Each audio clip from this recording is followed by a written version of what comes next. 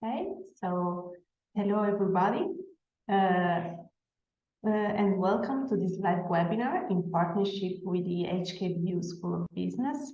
I am Ilaria from Docsity, and it's my pleasure to moderate this webinar today with some professors, students, and staff from the HKBU. We just wait one more minute to see while we see more people joining our event, and then we will officially start our webinar.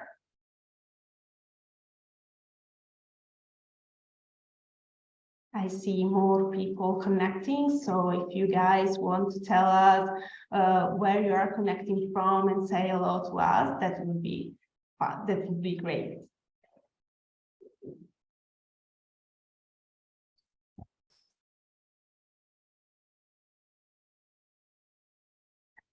Okay, so let's officially start our event again. Hello everyone, and welcome to this webinar in partnership with the HKBU School of Business. I am Ilaria from Docsity, and I'm very happy today to moderate this webinar with some professors, students, and staff from the HKBU School of Business who are going to talk about the master programs offered by HKBU. We would like to start this live event by showing you a short video that we hope will give you some insight of the experience that HKBU offers to its students. So I'm going to share my screen and you will see a short video.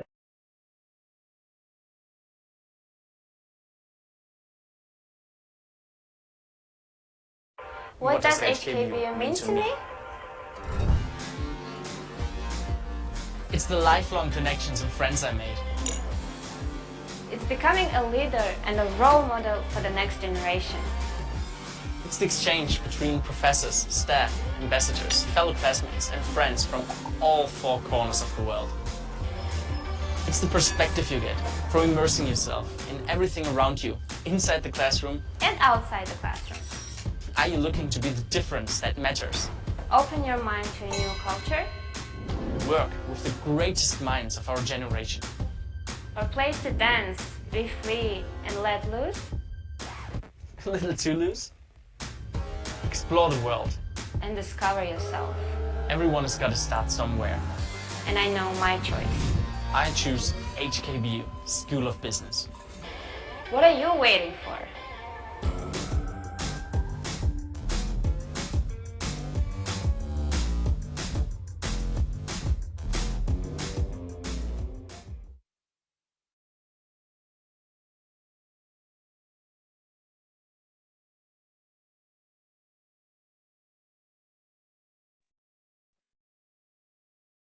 Are you muted, Elia?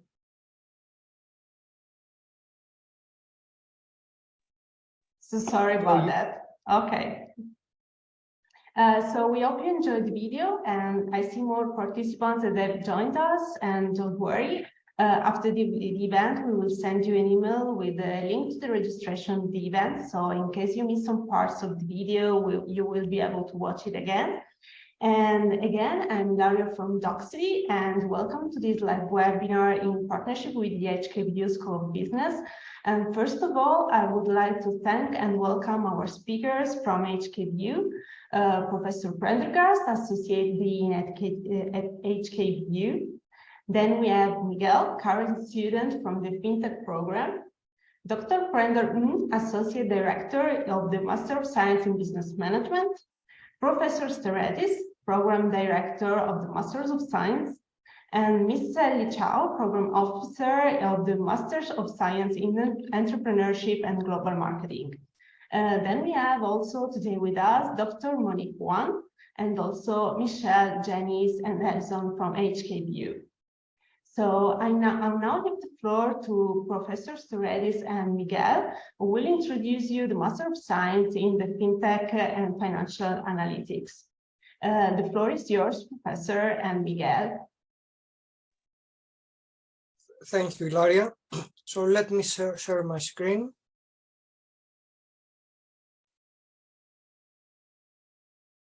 Or let me try again. Sorry about that. Okay.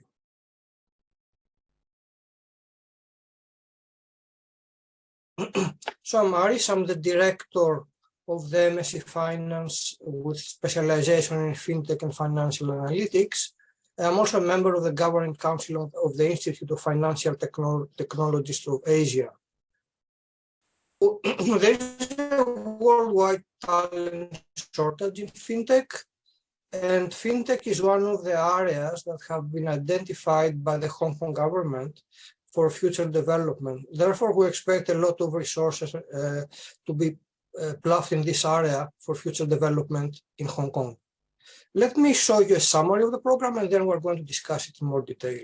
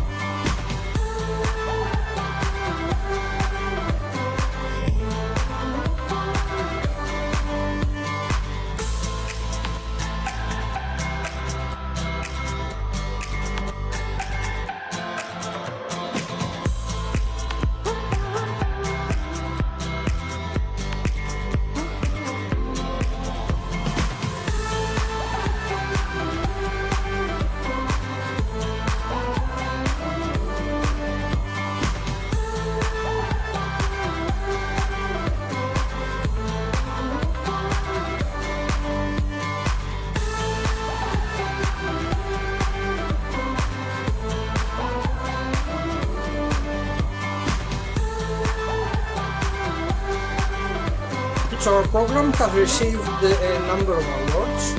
Recently, we received the QS Wharton Reimagine Education Award, bronze medal in the category of digital readiness. And also we received an award from IFTA, the Institute of Financial Technologists of Asia, on FinTech education and talent development. Now, our program has been selected by the Hong Kong government among a targeted set of programs, relatively a small number of postgraduate programs in Hong Kong, for awarding government subsidies to local students. Now, this applies only to local students, but I mention it as an indication of the quality of the program that it has been selected in this selective scheme. Also, the International Association of Privacy Professionals published a guide to curricula in privacy and data protection in academia, and our program was the only one in Asia Pacific to be recognized by IAPP for its use of cybersecurity and privacy curriculum. Adjunct professors in the program are frequent international commentators in international media. So you can see here Jason Lau, who is a cybersecurity professor, interviewed by CNN. And again, Jason and Dorothy interviewed at a webinar organized by the Wall Street Journal. Now, what does the program do? So we cover three main areas. One is traditional finance, FinTech, and analytics as applied to financial data. Now, we do aim to provide contemporary knowledge. Of course, this is an area that is developing very fast and changing very fast, so we update the program every year. We also want to equip our students with analytical and critical thinking skills, but at the same time, the HKBU School of Business prides itself on being an ethical business school, and we want to create awareness of the ethical and professional responsibilities of future professionals. So our core courses cover both finance and FinTech. We have corporate finance, investment management, financial derivatives, and risk management. These are traditional finance courses. And in addition, we have financial technology, financial computing with Python, machine learning using financial data, cybersecurity, privacy, and RegTech for finance, blockchain, and virtual assets. And we have a number of elective courses: international financial management, applied financial economics, algorithmic and high-frequency trading, textual analysis in finance and accounting, and compliance in finance. Finally, we have a special elective, an integrative industry project, on which I'm going to discuss a little bit later in more detail. Now, when we set up the program 3 years ago, an integral part would be an international study tour. And originally, we planned to go to Singapore, which is a big fintech market. However, due to COVID restrictions, we couldn't do it up to now. But as the restrictions have been lifted in Hong Kong, we plan in the next academic year, 2023-2024, to offer the international study tour. We organize many seminars with industry experts. Just an example here is a seminar on GDPR privacy standards, including the at that time privacy commissioner of the Hong Kong government. We partner with Amplify. Amplify is a UK company that develops trading and investment banking simulations, computer-based, for training staff in major investment banks. And we partner with them, and we're going to conduct one such simulation every year for our students. This year, we're probably going to do it in early March. Now, there are a number of professional recognitions and qualifications that students can gain by taking our courses, either the entire program or courses within the program. So we offer partial exemption for the Certified Financial Technologist professional qualification offered by the IFTA, the Institute of Financial Technologies of Asia. We offer an exemption of 2 modules from the Enhanced Competency Framework on FinTech by the Hong Kong Monetary Authority, Hong Kong MA, complimentary student membership to the FinTech Association of Hong Kong, complimentary membership to the International Association of Privacy Professionals, again, complimentary 2-day training and complimentary exam vouchers for taking the professional qualification examination for Certified Information Privacy Technologist, CIPT, and Certified Information Privacy Professional Europe, CIPPE.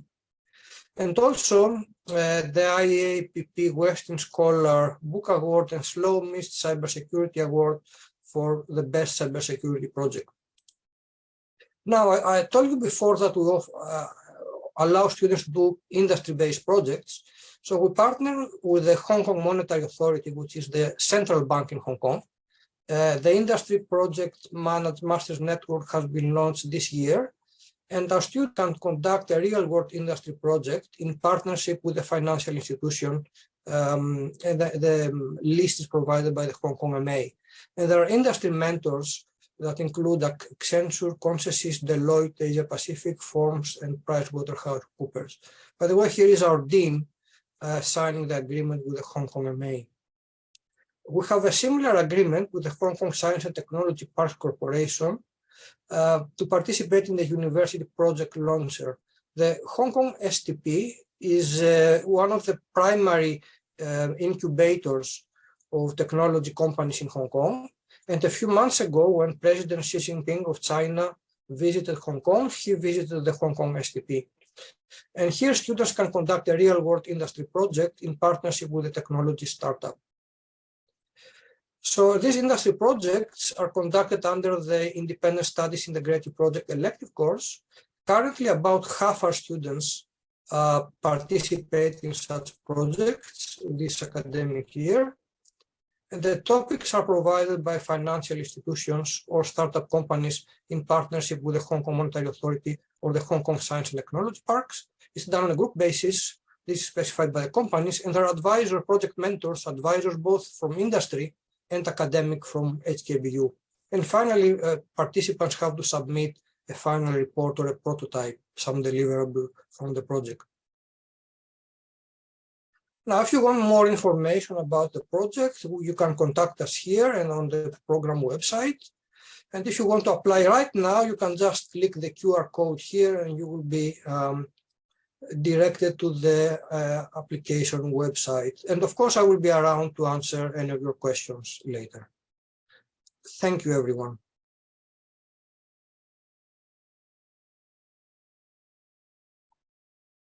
So I guess I will pass to Miguel now to talk a little bit about the program and his experience in the program and in Hong Kong. So hello, everyone. I'm Miguel, and I'm actually taking a bit of time from my machine learning class to be here with you and share some insights from inside. I'll share my screen.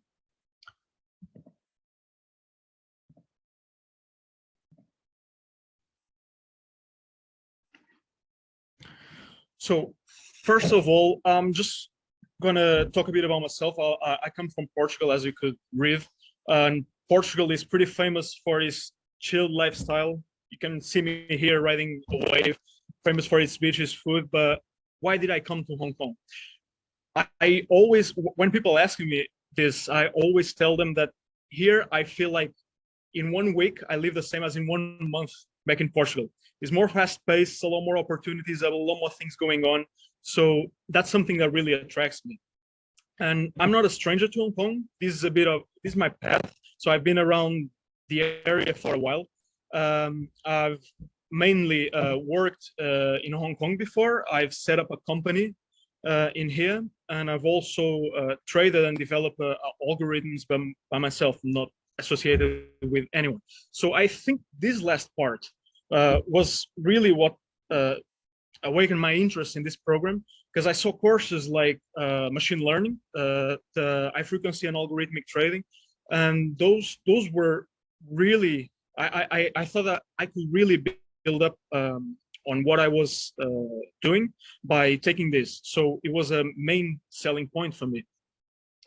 Now, before I continue about the school and the opportunities, professional opportunities that you can take, you can enjoy if you opt to come to here, I just want to talk a little bit about Hong Kong and what I enjoy about it. So these are all photos taken by me. You can see the difference. So I like the fact that in Hong Kong, in the middle of the city, you have skyscrapers. You get that feeling of cyberpunk, right? But you are 15, 30 minutes away from nature, from a beach, from a hiking trail, from an island, waterfalls. You got both sides of the spectrum here, and I think that's beautiful. Also, something very important is that Hong Kong is really culturally diverse. You could see that I've been in Korea. Korea is very homogeneous society. Hong Kong, they're more open and more diverse, also very aesthetically pleasing, and infrastructure is awesome. As I mentioned, you're 15, 30 minutes away from all this nature while being in the city, because MTR, the metro system they have, is excellent. One of the best I've seen in the world. Now, of course, we all like to work and not be at least half month working for nothing. So, of course, taxes play an important role, and there's very low income tax in here, no capital gains tax, and it's also a free port. So I appreciate that in Hong Kong as well.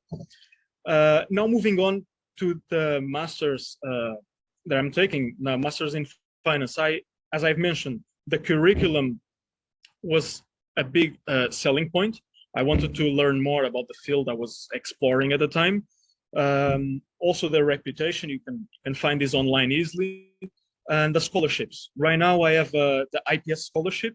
It covers 10,000 Hong Kong dollars per month, and I think that's, yeah, and the full tuition. Yes, 100% of the tuition is covered as well. Then professional opportunities that arise by joining all the network events there.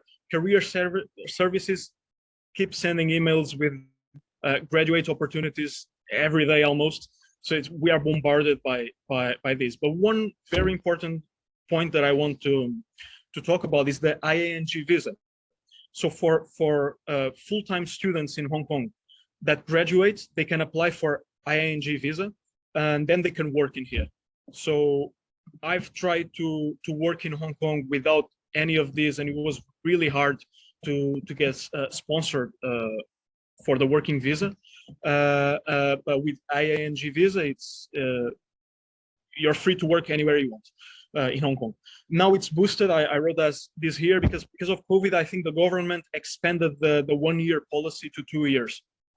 So there's that. And yes, professional opportunities. These are some recent experiences that I've had. The Future Banking Bridging Program in connection with Hong Kong Monetary Authority and Hong Kong Institute of Bankers. I led a team of 20 people, and we won the Best Audience Engagement Award.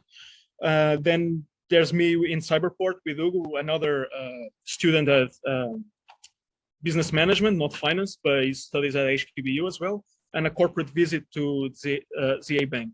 Right now, I'm in the process application with HSBC and UBS, and Professor touched on the industry project, and I'm working also with DBS, leveraging their platforms to develop Web 3.0 applications to the bank, DBS Bank. So I think that's it for me. Thank you very much. And if you have any questions, drop it in a Q&A. Thank you very much, Miguel and Professor Stourettes, for your insightful presentation. And we see more questions coming in, so please keep writing them into the Q&A box, and we will take them at the end of in the last part of our webinar.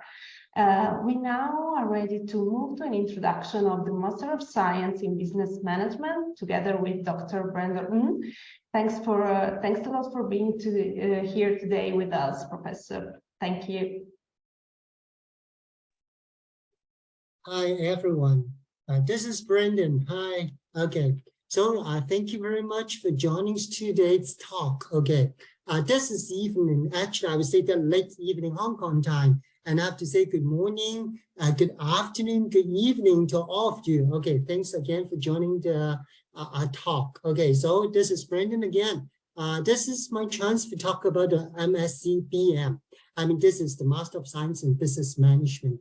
Before I talk about more about this program, essentially I want to share with you that essentially this is an MBA program. And actually at our School of Business, we have another program that is an MBA program. But the reason why I'm introducing this program is this a kind of like a positioning.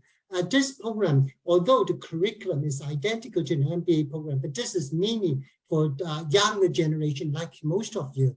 The MBA program are made basically for senior executives with like 10 or 20 years of experience. But the good thing is that there's quite some kind of interaction among these programs. It means that for students of this Masters of Science in Business Management programs, we have a lot of interaction with those senior executives from the MBA program. Okay, so now let me start talking a little bit about this program. If you're asking me, what are the major selling points of this program? I will use two words. First, internationalized, global. Second, practical. Okay, so let me talk a little bit about how internationalized this program is. Now, this is the country of origin among the current intake of the students. They are from different parts of the world. And these are the countries of origin about the students, over the past 4 years. You can see that students are from different parts of the world. The good thing is that, you can learn the culture, you can learn the personalities, of people all over the world. The bad thing is that usually it happens in the first semester, there must be some conflicts among the students. Because I mean, we all know that, right? Okay, people have different personalities, and people from different parts of the world have different cultures. So very often in the first semesters, students have like personal clashes. But the good news is that in the second semester, we are here to learn. So after that, learning how to deal with people from other cultures, they are able to adapt, and they start liking each other. Okay, so I think this is the beauty about this program. I mean, think about it. In the real business world, we are not working on our own. We have to deal with people with different personalities. And very often when we are talking about the global, then we have to deal with people from different cultures. So I think that even I myself learn a lot of things from my students. I mean, their cultures, their personalities. Okay, so this is where the students are coming from. Now, let me talk a little bit about the program highlights. Remember earlier on, I talked about, I was using two words, right? Internationalized. Second, practical. This is something about internationalized and also practical. The Capstone Business Project is a very, very important,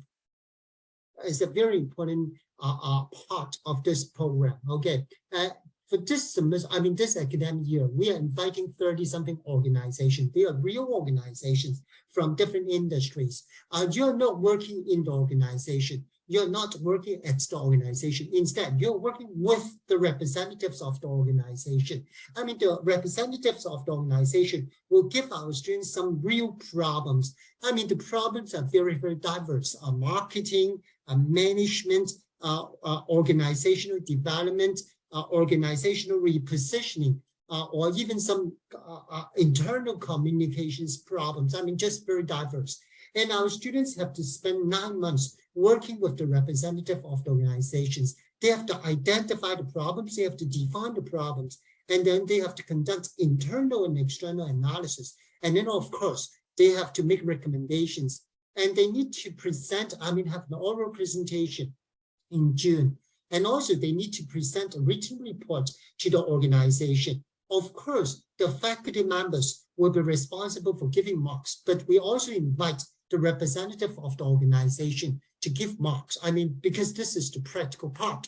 Sometimes you write very well theoretically, but the organizations don't like because they think that it's not that practical, right? Okay, so it seems that, I mean, if you are to join this program, and you have to be able to you know, take care of your own emotions, right? Okay, because I mean the faculty members are pushing you, and also the organizations are pushing you. Okay, so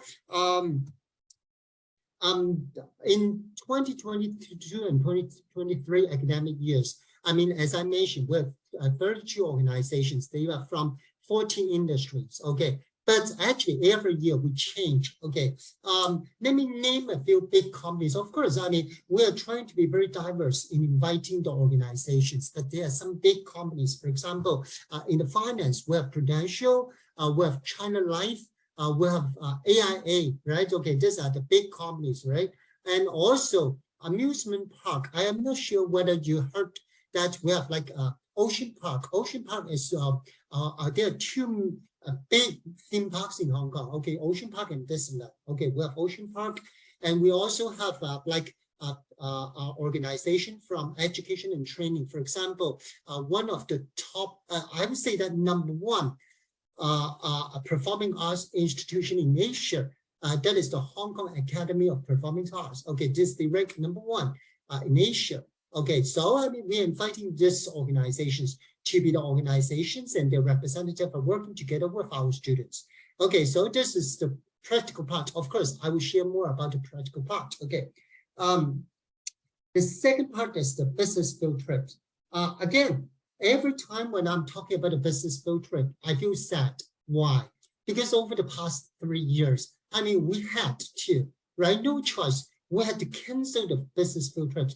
Of course, we were inviting people from all over the world to talk to our students. I mean, this was what we could do, right? Okay, but I mean, not that good, right? Not that idealistic. But the good news is that from this year, you know, we reactivate that overseas element. Okay, so this year, my students will be going to Germany, France, and Thailand. But sorry, the trip is not for fun. Okay, the trip is for learning. So again, there's a 1-week trip. Okay, the students need to talk to the senior executives of, you know, those overseas organizations. And then, as I mentioned, this is not for fun, right? Okay, so the student have to do oral presentation, have to work on individual and group assignments, right? Okay, so during that week, students will be very, very busy. And of course, we expect students to have some kind of preparation in advance. Okay, so the format, as I mentioned, in the past 3 years, are very bad. I mean, I would not say very bad, but you know, I had bad mood, right? Okay, that was webinars. But this year, you know, everything's going back to normal, right? So there are seminars, there are visits. Okay, but how about the trips before COVID? I mean, these were the places that my students went, right? And last year, of course, the COVID situation in Hong Kong was still not very good, right? Okay, so we did not allow students to go overseas, but actually we reactivated those kind of physical visits. Okay, so business field trip, as I mentioned twice, this is not for fun, right? You have to, I mean, talk to the senior executives. Okay, and the third part of this, I'm sorry, the first highlights of this program is the seminar series. many students are very concerned about connection with the industry, right? Okay, definitely. This is, as I mentioned, although the name is not an MBA program, but definitely this is an MBA program. We are running on an MBA curriculum. So look at that. This is just a partial list of the webinars we organized over the past academic years, right? And we are inviting senior executives from different industry to talk to our students, right? The most current one was leadership in ESG. Of course, ESG is something technical, right? Some of you may argue that, hey, we are not, this is an MBA program, right? Okay, so why bother learning something very technical? So our perspective is more on leadership, right? I mean, there are different, there are organizations from different industry. For example, technology industry, right? Okay, we don't expect students to learn those technology. I mean, good if you have some understanding about technology, but that's not the focus. But when we are talking about technology, actually, we look at technology from a business model perspective. Okay, so we are inviting people, senior executive from different industries to talk to our students. Okay, so this is kind of like a summary of the highlights. Of course, we have curriculum. As I mentioned many times, this is an MBA program. So even you are not from the business, okay, but we are also offering courses, for example, in finance, accounts, economics, big data, management, marketing, right? But remember, if you're the type of person, if you're thinking of learning knowledge, okay, you'll be very, very disappointed. Okay, because this program is not to teach students knowledge. Think about it. You can learn knowledge. You go to the internet and you can learn all the knowledge. So the core idea, the core philosophy of this program is to train our students the thinking skills, the decision-making skills, the critical thinking through this extracurricular activities and also through the curriculum. Okay, so again, if you love to learn knowledge, don't come to us, okay? But if you want to learn how to think critically, how to conduct analysis, then think about this one, okay? And the good news for my current students, this was something just launched this academic year with executive coaching. What is that? At the whole university, we have a huge career support department. And under the School of Business, we also have smaller team providing career services to the students. Okay, so over the past many years, when students are looking for jobs, looking for internship, they can go to the career service departments, the career service support team, right? Okay, but for this year, this is something new. This executive coaching is mainly for students who are interested in working in China area. For most of the international students, they come to Hong Kong, they may go back to their own countries. Like most of you, after graduation, you may go back to your home country. But if you are thinking that, hey, I want to stay in Hong Kong or I want to stay in the whole China for 2 to 3 years, then this executive coaching is something dedicated to training students on, how to look for a job, or at least, the job market in the China area. Okay. Another thing is, something new this year, right? Okay, also for my current students, we are working with big organization and we are organizing a certificate programs on, some areas. Again, this program is more on management, right? But we want our students to look at management from different perspectives. Okay, so these are the core of this program. Again, if you're the type of people who wants to learn something more general, and you want to move along your career ladder, along the managerial side, this may be the program that you can think of, or okay, you can consider. Okay, so I'm done. Thank you very much. If you have any question, just write in the chat room, and we'll get back to you very soon. Thank you. Thank you very much, Dr. Ng, for your contribution. Let me remind our audience, as you were just mentioning, that you can write your questions into the Q&A box, and we will take them in the last part of our event. And now we are ready to enter the third part of our webinar with Ms. Sally Chow, who will talk about the Master of Science in Entrepreneurship and Global Marketing. Welcome, Ms. Chow, and thanks for being with us today. Thank you for having me. So glad to see so many students here, and you are typing your country of origin. So we have students from a wide diversity of country. Welcome, welcome all. I will speak on behalf of the MSc EGM program, Master of Science in Entrepreneurship and Global Marketing. So this is quite a special program because it is not only one master. It is a combination of a single degree pathway and a double degree pathway. So if you are admitted into this program, you have the opportunity to choose to do a double degree as well. So let's get started. Okay, and this degree aims to nurture and develop the future global entrepreneurs. So you will be trained to be equipped with a global mindset and as well as entrepreneurial skills.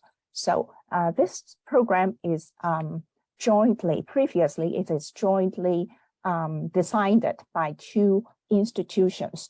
So it will have a background of two institutions. One is HKBU, the other one is in France, Grenoble Cloud Management. So the two institutes developed this degree so that our students can have opportunity to study both in Hong Kong, which is the Asia's world city, as well as Grenoble, which is the European Silicon Valley. So let's jump into the details of the program so that you know how we can achieve this aim.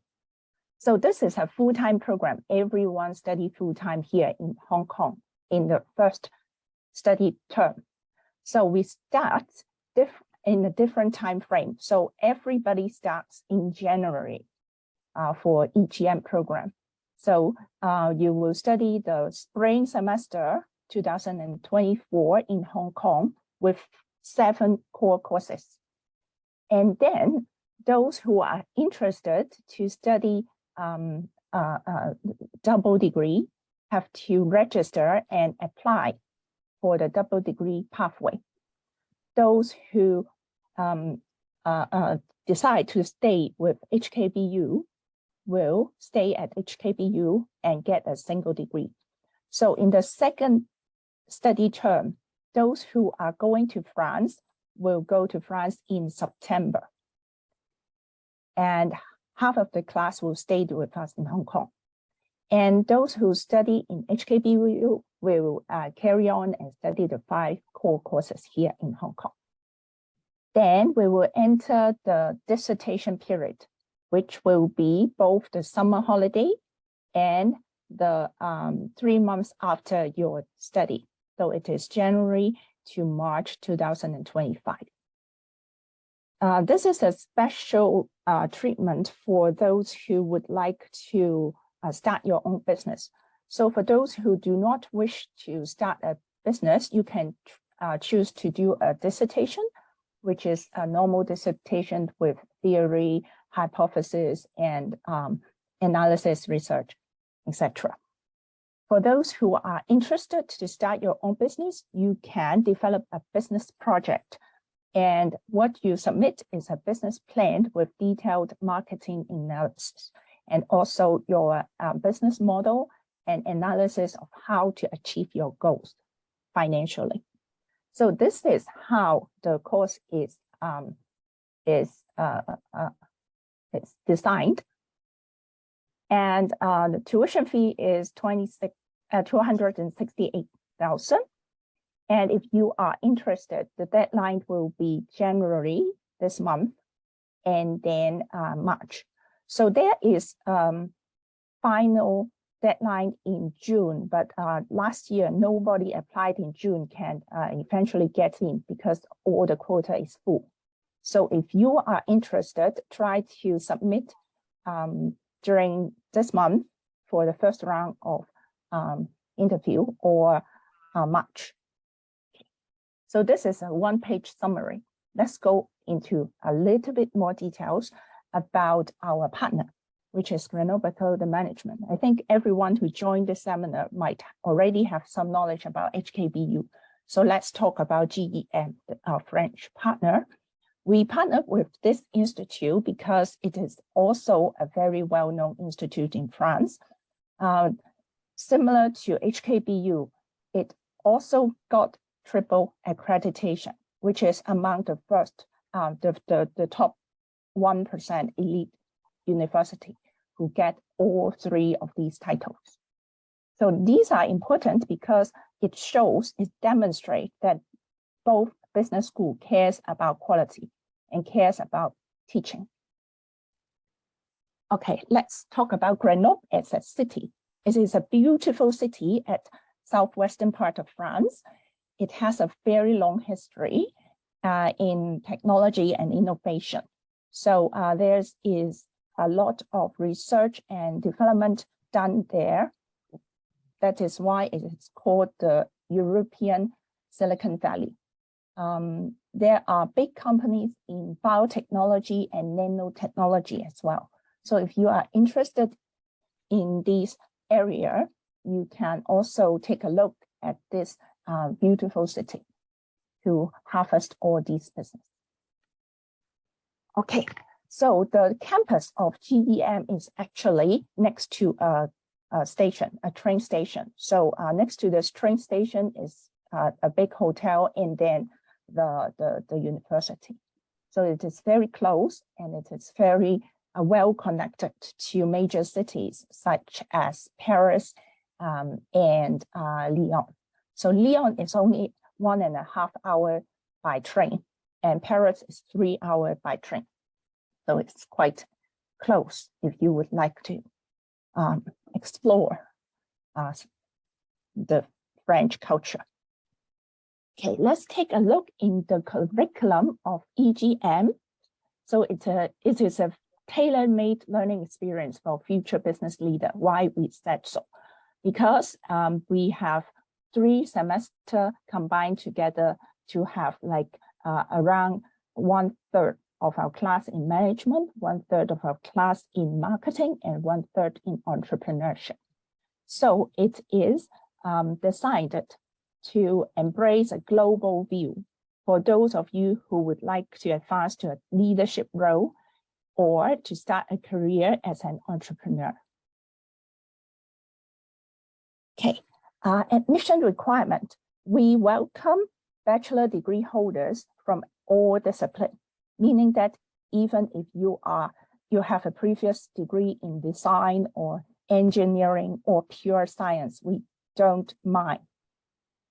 The only thing you need is to demonstrate to us during interview that you can connect your previous knowledge with application in the real business world. This is what we need. So we don't care about whatever academic background you come from, but you need to have a business mindset. Okay. Then our next admission requirement is the English language. So we have a little bit higher expectation on you because you need to get used to our learning culture very soon at HKBU and then go to France. So our admission requirement for IELTS is 6.5 overall, but all sub-bands you have to get 6.0 or higher. And for TOEFL, you need to get an overall score at 90 and all sub-bands higher than 21. Even though we are well connected with France, French is not required and GMAT is not required. Special notes is that online version of any test results are not accepted. So you need to go to a test center to get your IELTS or TOEFL. Okay, let's talk about scholarship. We have quite a few scholarship opportunities and quotas for international students. So the very well-known one will be IPS, International Postgraduate Scholarship, which covered full tuition fee and living allowance. It is only offered to high caliber international students. So it is on merit-based and highly competitive. And admission scholarships, other kinds of admission scholarships are also available if you have a high score in GMAT, or if you have a business plan that is of high potential, meaning that you need to be very good to get this scholarship. Okay, so how you get this scholarship? Our admission board will automatically select those from all applicants. So you don't need to apply separately. Just apply to the program and all applicants will be considered. Okay, if you're interested to get admission scholarship, include a one-page business plan in your admission documents. Okay, admission timeline. So the last application period we advised will be March 2023. So don't miss this deadline. And then we will arrange interview, and then you will get an offer in May, and you will arrange your visa during July to October. Make sure that you arrive in Hong Kong by the end of December 2023. Then you can start your study at HKBU in January. For those who are interested to join the double degree, you have to apply again in January 2024. So if you are interested, application is now open. We recommend you to apply before the end of March. Okay, let's talk about our teaching team. We have a very professional and diverse teaching team. We have professors from both France and Hong Kong, and almost all the lecturers and instructor of your courses have a commercial background. So they are very experienced commercial person before they become a professor of your class.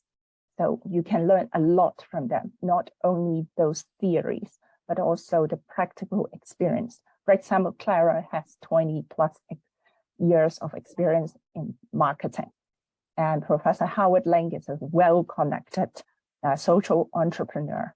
So you can learn a lot from him about where to get money to start your company. And we have Dr. Manko, who is very experienced in accounting, finance, and also law. So yes, join us and you will get the wisdom from them. Okay, and I would like to share a little bit about HKBU career development. A lot of students ask about this because they would like to build their career during their study period, and this is very important. There is so many activities going on at HKBU that you can join to develop yourself. So outside classroom is very important. You need to join a lot of activity in order to get to know yourself better and get to know the business environment better. And there are whole person development opportunities so that to fine-tune your skills, such as some of the financial analysis workshop, entrepreneurship mentoring, and you can learn from industry leaders and speakers and alumni. And you can also join startup competition and banquet to get to know more about the business or the fundraising processes for your startup companies. Okay, for those of you who would like to try to get a job in other cities, it is a very good chance because by graduating from HKBU, you have chance to work in Hong Kong by getting the IANG visa after your graduation. And you also have chance to work in France if you join the double degree. Okay. And some people are quite interested to find our student profile. So because there will be quite a lot of students coming from our partner institution, so around 30% of your classmates will be international students. And the other will be from China, mainly 70%. And education background of our current cohort is like this. Around half of them come from management-related discipline. 1/4 come from economic-related discipline, and 1/4 come from all other disciplines. So you have classmates who come from language or law degree. Some come from science, communications, engineering, and of course, accounting. Okay. And then some students type in the chat room saying that they wish to know a little bit more about where our graduates go. So for EGM, around 80% are fully employed here in Hong Kong or in mainland China. However, some of them who would prefer to go to Europe and get employed there. And around 10% start their company. Okay. So according to industry, half of them go to marketing and branding, which quite fit with our global marketing aim. And 1/3 go to banking and finance, mainly because in Hong Kong, there's much more opportunity in banking and finance. And then the others go to operations and other industry as well. Okay, this is a summary. I think you have already get a look at this. So if you are interested, take a screen capture of this page to get our more information about the program. You can also get the application link, and my contact details are also shown here. So if you're interested, let us know anytime, and let's see whatever. Yes, my sharing is completed here. So if you have any question, let's ask at the end of the session. Thank you.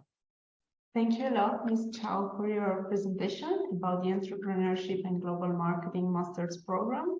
And thanks again for everyone for joining us today. After the event, you will receive an email with a link to the registration of the event. So in case you joined us after the beginning of the event, or you want to rewatch some part, you will be able to do that. And also, please keep writing your questions into the Q&A box, and we will do our best to answer as many as possible in the last part of our webinar. Now, let me introduce Professor Prendergast, Associate Dean at HKBU, who will share some insightful information about the school and scholarship opportunities. Thank you, Professor, for joining us today. Thank you, you're welcome. Thank you to the previous speakers for keeping on time. We're exactly on time. And welcome to all the participants. So I'm not a student. I'm not representing a program. I'm actually Associate Dean in the School of Business. So I want to speak briefly from the perspective of the School of Business. I'll skip some of this stuff because the previous speakers have already covered it, okay? So let me share my screen. You can see that okay? Is it okay? Yes. Okay, thank you. So Hong Kong Baptist University School of Business, and then the last part I want to talk about, which I think you are maybe waiting for, is the scholarships section. First thing I want to say is that we are not a Christian university. Okay, we are called Hong Kong Baptist University, but we are a publicly funded university in Hong Kong. And as such, we don't have any religion as such, but we do have a Christian heritage. So we welcome all religious beliefs. We welcome no religious beliefs as well. So as the previous speakers have already mentioned, Hong Kong is a very special city. It's a global melting pot, excuse me. It's a global melting pot, but in a very, very small area of land, often called Asia's World City. As was mentioned by the previous speakers, I think Miguel and Brandon talked about it. Excuse me. Local graduates can apply for an E-Young visa. The E-Young visa enables you to stay in Hong Kong and work for 12 months. I think Miguel said this visa has been extended to 2 years now. But anyway, you can stay in Hong Kong even without a job for 1 year to find employment. So that offers you great flexibility. As Miguel said, you think of Hong Kong, you think of skyscrapers, but in fact, 75% of Hong Kong is green. So as Miguel said, the first speaker, you can be in a class in the morning, and then later in the day, you can be hiking in the countryside in Hong Kong. It's one of the greenest global cities in the world, Hong Kong. So Hong Kong Baptist University, so that the university level now, we're publicly funded. We're a publicly funded university. Now, you may, in some countries, it may be that the private universities have a higher ranking than the publicly funded universities. That is not the case in Hong Kong, because in Hong Kong, publicly funded universities are very well funded by the government. So the prestigious universities in Hong Kong are the publicly funded universities. We are research-led, which means we use research to inform our teaching, which is a slightly unusual liberal arts university model, because typical liberal arts universities focus only on teaching, but we are a research-led liberal arts university. And liberal arts, what does that mean? If you ask 10 people what a liberal arts university is, you'll get 10 different definitions. But I would think that this means a number of things to us, this liberal arts university. It means that we focus on the whole person, so developing your knowledge and your skills, which is what Brandon referred to. And we prepare students not just for a job, but we'd like to think we prepare them for life. So it's not just about employability, but it's about the next job and career progression as well. I think of our graduates as having 4 quadrants. They are knowledgeable, they are skillful, they are ethical, and they are global. Knowledgeable, skillful, ethical, and global. I like what Brandon said about you can easily Google knowledge. You can easily Google knowledge, but skills are something which are far more enduring and far more transferable. So skills, skill development, critical thinking, creative thinking, collaborative thinking, these are important features of the business school's education. Our mission is to nurture ethical leaders with global vision. So again, Brendan, I think, referred to this. The ethical dimension as part of our mission is reflected in the curriculum of all of our programs, as is the global vision. And our graduates achieve this global vision through the global student body. And Sally, the last speaker, showed you something about the global aspects of that program, the student body, the global faculty, and also a global curriculum as well. So internationalization, globalization is part of our DNA in the School of Business. Something which may appear a little bit boring, but I think is very important, and that is our accreditation status. If you are ranked in the top 50 universities in the world, accreditation is not such a big deal for applicants such as yourself, because the top 50 universities ranking, you know the brand already. There is some brand assurance. But if you're not in the top 50, and we are not ranked in the top 50, then all those, thousands of universities, as an international student, you really don't know what you're going to get. You need some quality assurance, and that is why accreditations are so important. Accreditations mean that we have hit international benchmarks. So you have that guarantee of international quality. So we have 3 accreditations: AACSB, which is the US accreditation, ECRIS is the European accreditation, and AMBA, I think, is a UK-based accreditation. It's also, well, it's in the UK. So those 3 accreditations. We are the only business school in Hong Kong, the only one in Hong Kong that has these 3 accreditations. and amongst the 1% of business schools in the world that has this triple accreditation. So I think that's important. We also have rankings, which we know is important for applicants. There's some of the rankings data there. And we have an alumni in the School of Business of more than 25,000 students. And these are active alumni who are helping our students to step into the job market. We have done our research in the School of Business. We know that applicants, we did research across several countries around the world, and we found out that applicants for business schools, they're looking for three things when they apply. First and foremost, you're looking for employment prospects and career development. We know that is important, okay? We know that is important. That is why we have activated our alumni to support our students, particularly through mentoring programs.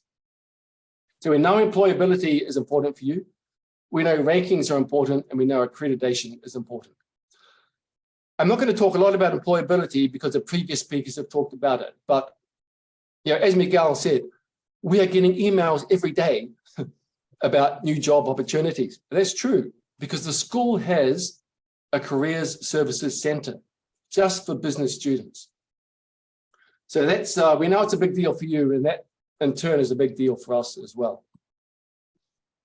We're very international, 250 partners around the world. 100 of those are school level partnerships, so business school, HKBU to other business schools around the world. We have a large number of international exchange students and international degree seeking students. We have free summer programs available with our partners. We know that master's students on a one-year program normally don't go for semester exchange, but we do actively promote our summer programs that our partner institutions are offering around the world. Got to wrap up now. As I said, the previous slide, internationalization is in our school's DNA. We are geared up to welcome and support international students. Here's some of the activities where we support you in this slide. Pre-arrival support and communications. My colleagues, I tell them, you shouldn't be available 24 hours, but they continue to be available, all right? So don't abuse that privilege, but we do know that international students each has their own special needs, and we need to tailor our support to each individual international student. We also have various networking events and outings. Now, early on in the school's history, our challenge was to achieve student diversity. Our challenge was attracting international students. Now we attract international students. The challenge now is to integrate them together. International to international, international to Hong Kong, international to mainland. So these activities are really aiming at this integration. Great diversity, because we know you learn from your differences, not your similarities. That is why we want diversity. We don't want 100 international students from the US or 100 international students from the UK. We want this diversity, this melting pot that is Hong Kong and is the School of Business as well. These are the programs we have. The international, the master's programs open for international students. 1, 2, 3, 4, 5, 6, 7, 10 of them. All right. So Brandon already discussed the Master of Science in Business Management, and Sally discussed the Master of Science in Entrepreneurship and Global Marketing. And we have Professor Storaitis talked about the FinTech program as well. And we have those other programs. Scholarships. Now, we've had a lot of questions, many questions coming through in the chat box about the scholarships. So let me finish off talking about these. Firstly, we have the flagship scholarship, which is IPS, the International Postgraduate Scholarship. This is full tuition fee waiver plus a living allowance of 12,820 USD. Where did that number come from? That number is 10,000 Hong Kong dollars a month, which we think you can live off in Hong Kong. We estimate that 10,000 Hong Kong dollars a month is enough for humble accommodation and humble living expenses in Hong Kong. This scholarship, IPS, is so attractive, frankly, it may not last forever. So don't think you should apply 2-3 years later. We can't guarantee it'll be available then. I would recommend that you apply this year, and the sooner the better, because these scholarships are offered on a rolling basis. So as soon as they come in, as Sally said, you don't need a separate application. By being an international student, you will be automatically considered, not awarded, but automatically considered for an IPS scholarship. You may also be qualified for the Diversity Contribution Scholarship, not quite as attractive as IPS, but nevertheless, that is up to a full tuition fee waiver. And then we have various entrance awards of smaller amounts down the bottom. So this is like a hierarchy, with IPS being the flagship and the most valuable scholarship, then diversity, then entrance awards. Again, why do we offer these scholarships? Because we want diversity in the student body, because it's through diversity you can learn from people who are different from yourself. That's important. Not just learning from professors, but learning from people sitting beside you in the classroom. That is important. Okay, right, exactly. Finished on time, a minute late. Thank you for listening. Back to you, Elia. Thank you very much, Professor Prendergast, for your contribution. Now we are ready to move to the Q&A session of our webinar. We actually got quite a lot of questions. The most asked ones were about scholarships and career perspectives, so I would start from there. And I would like to ask our speakers and Professor Prendergast, when it comes to scholarship, what would make a student stand out when it comes to the assignment of a scholarship based on merit? Okay, let me lead off, and then maybe a program wants to jump in on that. So the question is, what do we think about when considering applicants? Is that right? Yeah, what makes a student stand out? What, if you have any advice for students to apply for a scholarship based on merit? Okay, so, well, the important word there is merit, okay? So we give scholarships based on merit, not based on passport. That is important. Just being an international student doesn't mean you are, you'll receive a scholarship automatically. It is a merit-based on a rolling basis. We will look at your, each program has slightly different requirements, but basically we will look at your undergraduate performance. And as Sally mentioned, most of our programs, we don't need a business undergraduate degree. A business from other disciplines is welcome, a degree from other disciplines is welcome. So your undergraduate performance, your English proficiency, as well as reflected in the IELTS or TOEFL. We don't need a GMAT. We're not asking for GMAT, okay? So your academic performance, your English proficiency, work experience might help you in some cases. Maybe perhaps, you know, the business management program in particular, and the entrepreneurship program, but not all the programs require working experience. Most of them don't require working experience, okay? And finally is English. English proficiency. So don't underestimate the importance of the interview. The interview will be one of the tools we use to evaluate your English. And finally, remember this: if you receive a scholarship, most of the people in your classroom will not be receiving a scholarship. So they will be expecting you to perform at a rank above the average class member. Okay, you can't go into a class on a scholarship and be a poor performer. That sends a very bad signal to the class. So think about that when you are applying for a scholarship, and make sure that you perform to a standard which is very high. Thank you. Thank you very much, Professor. I don't know if any of our speakers would like to add anything on this topic. Or shall we move to the next questions? Okay. So many students were asking about career perspective, whether they would like to stay in Hong Kong or start their career abroad.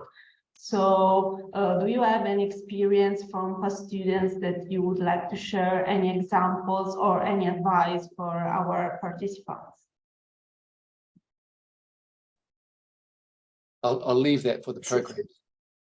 Should I start, and then Brandon may also have to add So for MSc Finance, we have graduates working now in Hong Kong, mainland China, India, Belgium, US, and a few other countries. Now, in terms of what kind of jobs they do, around 55% work in financial institutions after graduation, and around 25–30% work in fintech or IT related jobs. And then the rest do other kind of jobs. Now, there was a question to compare the job prospect between MSc Finance and MSc BM. Brandon can talk about the MSc BM. Okay, I think, as I mentioned several times, our program is more like MBA program. So basically, students can find jobs in different areas. Okay, it also depends very much on where students want to get a job. For example, some students choose to stay in Hong Kong and get a job. And I would say that most of them, more than half of them actually can get a job in the finance industry. But because as I mentioned, this is a general management program. So the fact that students can find jobs in the finance industry doesn't mean that they have to work in the finance field. Think about it. They are HR managers, they are marketing managers, they are IT managers, they are accounting managers in the finance industry. So what I mean is that students can find jobs in the finance industry, but basically they can find jobs in different areas. I mean, but there are quite some students from mainland China. So I mean, for those students who want to work in mainland China, I mean, you have the chance to mingle with students from mainland. Okay, so for those students who choose to go back to mainland China after graduation, I would say that most of them, again, more than half of them get a job in a technology-based company. Again, they don't have to be working the technology things, right? Okay, but still, because you can imagine technology is kind of very, I mean, kind of like, I would say that they have bright future in the mainland. So students can easily find a job in the technology-based company. But again, they can get jobs in HR, marketing, finance, account, or even compliance. Okay, so basically this summarizes the job search efforts among our students. Yeah, thank you. Thank you, Dr. for contributing to answering the question, and also thank you for Professor Storetis. And we have time for a couple more questions, so maybe we can answer those students who were asking what is an interview like? What looks like to get an interview, to be admitted at HKBU?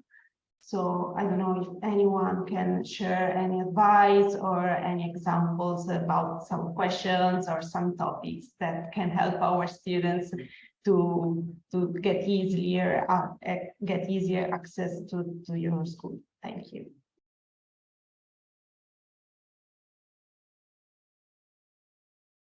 Let me take this question first. So, Professor Harris. Okay. No, go on. Okay, nice. Okay, I would like to share how EGM interview looks like. So I think each program has a different style of interview because they are looking for a different aspect of business leaders. So for EGM, we are looking for students who can analyze a case. So the most interesting part of the interview is to give you a scenario, and you need to work in a group with all other applicants in that group to achieve a target. So maybe to reach a decision on how to do a marketing plan for a certain company under that circumstance. So it is very interesting experience for you to practice how to analyze a topic in class. So it is a mock section of what you will face during your class at HKBU. That's my share. Thank you, Ms. Chow. In addition, if I may add, as Gerald said before, we are also looking at whether you can speak English and you can understand us. If you cannot understand us during the interview, you will not be able to understand us in class. So it doesn't matter how high your grade is, then we may not admit you. And we really want to see that you are going to fit in. You have the abilities that you say you have in your resume. So we might even ask you, like Sally said, some questions related to your field, based on your past experience. If you have working experience, what you did, your academic experience, etc. You say you have done some research as part of your academic work, a term paper. We may ask you about this. For example, what did you do? So we may ask you questions of this type as well. Thank you, Professor Storatis, for your contribution and your answer. And I think we have time for a last question, and maybe we can answer the student who was asking about how difficult it is to find accommodation in Hong Kong.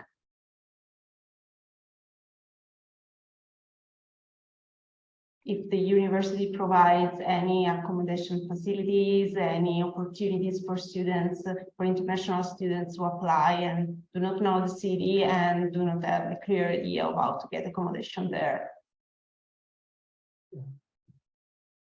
Let me talk a little bit about that. Of course, I mean, the university has dormitory arrangement for the students, but it's because we have many students, we have many international students and also many students from mainland China. So I will have to admit that the competition is kind of like keen.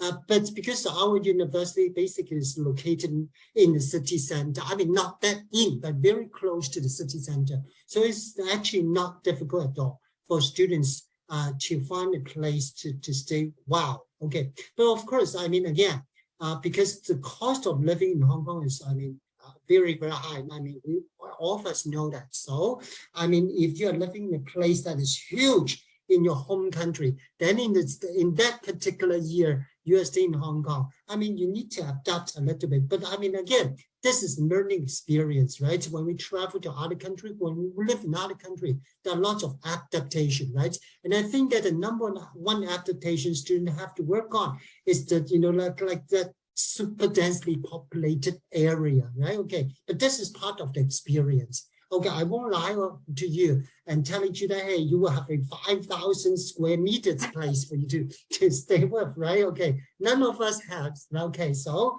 probably this is an experience. And also, I mean, some of my current students are actually, they are kind of mingling with each other. They share the place, they study together with the working team. Okay, again, this is another experience. Okay, but again, if you really want to get into a dormitory, we do offer, but I mean, you have to apply early. You have to be like, for example, some interviews or other eligibilities, which I'm not going to share here. Thank you, Dr. Ng, for your answer. That's totally true that adaptation is a great part of studying abroad. So it makes a lot part of the experience.